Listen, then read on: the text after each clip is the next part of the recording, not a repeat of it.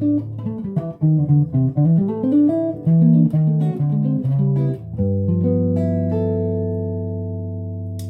right, long video or long intro to show the three different styles that I primarily play. And usually it's a combination of them, all of them. The first one was just basically just using the pick by itself, which,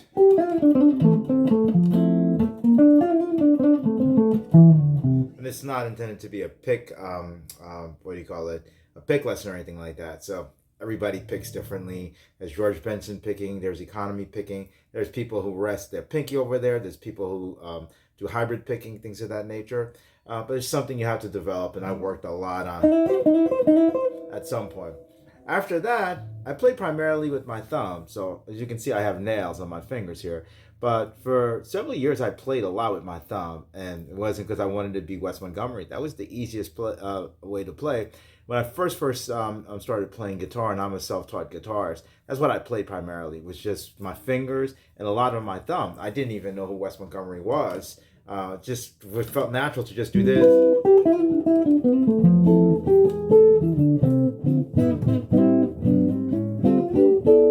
And then the last one of the three was basically a classical technique, even though I wasn't holding my guitar with my trusty footstool. As you can tell, I borrow a lot from the classical tradition, even though I'm not a classical guitarist. And that's primarily, fingerstyle. And to me, I wouldn't say it's the best, it's just the ultimate way to exploit all of the different possibilities of the guitar. You've got independent lines going, you've got multiple lines.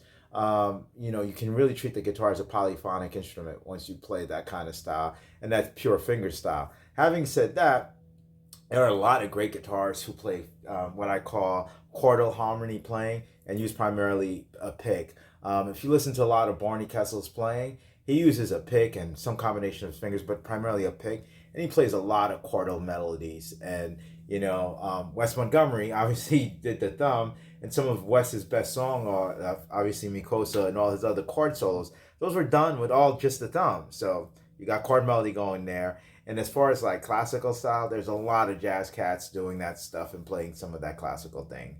So I think it's incumbent upon you to work on all three of these techniques. And at some point, all of them was going to mesh together, and you're going to create your own style.